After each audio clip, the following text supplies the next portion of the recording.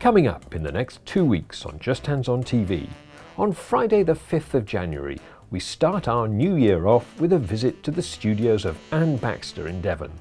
We learn more about the workshops that she is sharing with us, why she turned to hand quilting, and she tells Valerie about the delightful Navajo blanket quilt, which has been broken down into a series of monthly workshops starting at the end of January.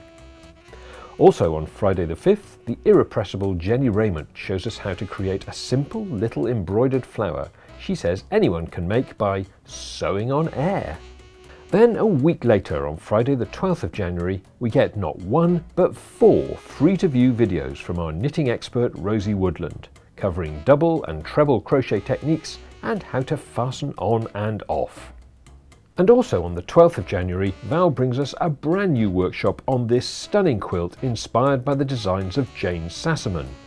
This deceptively simple design has blocks set on point, uses remarkably little fabric, but with extraordinary results.